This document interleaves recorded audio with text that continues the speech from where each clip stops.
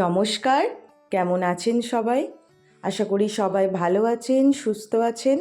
প্রায় 1.5 মাস পর আমি আবার নতুন একটা ব্লগ নিয়ে আপনাদের সাথে চলে এলাম।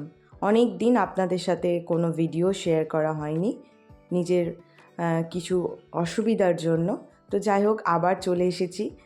আজকে রবিবার, আর যেহেতু ছুটির দিন তাই একটু বেলা করেই উঠেছি। উঠে ব্রাশ করে ফ্রেশ হয়ে এই যে গরম চা করে বিস্কুট ডুবিয়ে খাচ্ছি। আর ঘরের ভিতরটা এত কনকন করছে, তাই বাইরে একটু ছাদটায় বেরিয়ে এলাম। কিন্তু এদিকে তো সূর্যি মামা ঠিক মতন দেখাই দিচ্ছে না। বাইরেটাও ভীষণ ঠান্ডা আর কনকন করছে। তাই গরম গরম চা নিয়ে এই ছাদের এই কর্নারটায় একটু রোদ আসে, আর আমি আমার ফুল গাছগুলোর সাথেও আপনাদেরকে একটু পরিচিতি করিয়ে দিতে এলাম।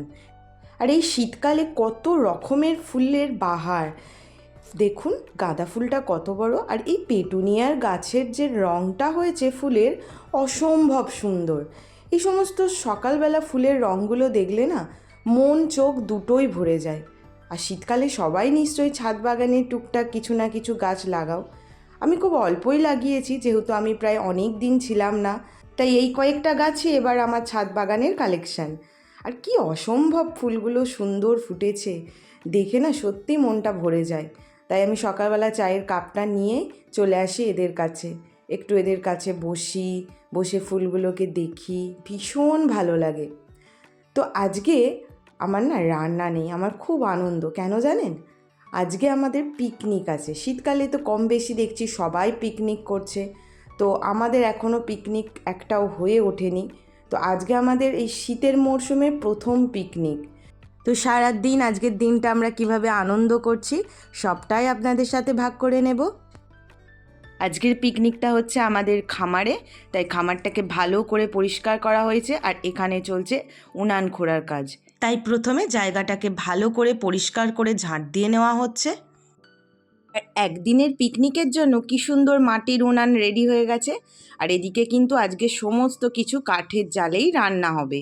এই যে ভাত চাপানো হচ্ছে, কত বড় হাঁড়িটা দেখছেন।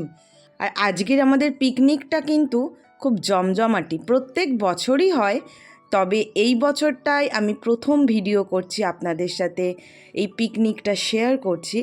এনারা আমাদের জমি দেখাশোনা করেন, ধান চাষ, ঝাড়া বাছাই, সমস্ত কাজ এরা করেন, সারাটা বছর দেখাশোনা করেন। আর এরা তো আমাদের একটা পরিবারের মতোই। তো এখানে চলছে সবজি কাটাকুটির পর্ব। আমি ভিডিও করছি বলছি বলে সবাই কত হাসাহাসি করছে, আনন্দ করছে। প্রায় 30-35 জন লোকের আয়োজন হচ্ছে, আর সমস্ত কিছুটাই আমার শ্বশুরমশাই আয়োজন করেন প্রত্যেক বছর।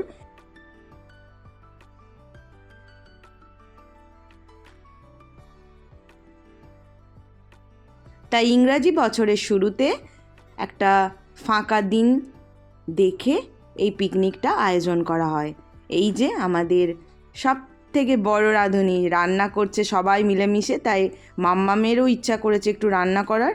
আর ও এত বড় খুন্তিটা কেমন হাসি মুখে নাচছে দেখছেন, ওর খুব আনন্দ, ও রান্না করছে।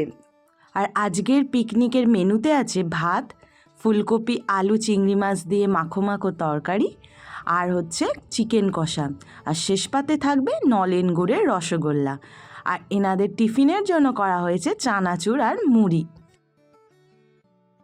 আর এইসব পিকনিক অনুষ্ঠানে সবাই মিলে হাতাখুন্তি ধরে রান্না করার মজাটাও কিন্তু আলাদা।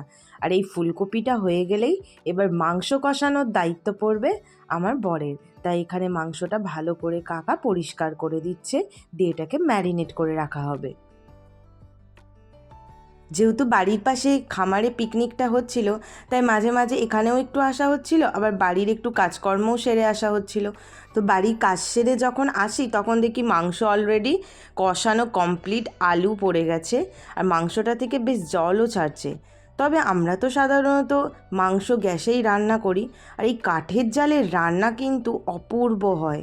কী যে ভালো লাগছিল এই কাঠের জালের রান্না দেখতে, আর খেতে তো অবশ্যই ভীষণ টেস্টি হবে। আর এখানে মাম্মাম এই একটা বন্ধু পেয়েছে, ওর সাথে খেলা করছিল। এই যে কাঠগুলো দেখছেন, এগুলো আমাদেরই সেগুন গাছের কাঠ কেটে আনা হয়েছে, তো এইগুলোকে ধরেই ওরা গাড়ি গাড়ি খেলছিল।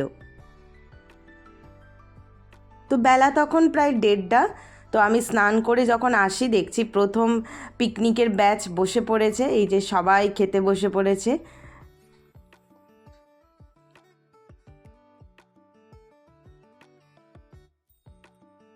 তো প্রথম ব্যাচে খাওয়া দাওয়ার পর আমরা যারা বাকি ছিলাম এবার খেতে বসলাম। আর আজকে কিন্তু সবাই কলা পাতায় খেয়েছে। এই কলা পাতায় খাওয়ার টেস্ট কিন্তু ভীষণ আলাদা। তো প্রথমে চলে এলো ভাত, ভাতের সাথে চিংড়ি, আলু আর ফুলকপি দিয়ে একটা তরকারি। আমার পাতে বেশ অনেকগুলোই চিংড়ি মাছ পড়েছিল। এরপর চলে এলো চিকেন কষা। আর সবাই মিলে রান্না করেছে, প্রত্যেকটা রান্না কিন্তু খুব ভালো হয়েছিল, ভীষণ সুস্বাদু। আর গরম গরম জিনিস এই কলা পাতায় খেলে না তার টেস্ট কিন্তু আরও দ্বিগুণ বেড়ে যায়। তো এই যে সবাই মিলে এটা আমাদের লাস্ট ব্যাচ খেতে বসেছি।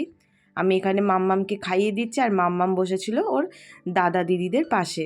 তো এত ঝাল দেওয়া হয়েছিল, সবাই ঝালে হুস হুস করছে। আসলে বাচ্চাগুলো একদম ঝাল খেতে পারে না, তো এটাই হচ্ছে ব্যাপার। তো যাই হোক, আজকে কিন্তু আমাদের ভীষণ ভালো একটা দিন কাটলো সবাইকে সাথে নিয়ে। তো আপনাদের ব্লগটা কেমন লাগলো অবশ্যই জানাবেন।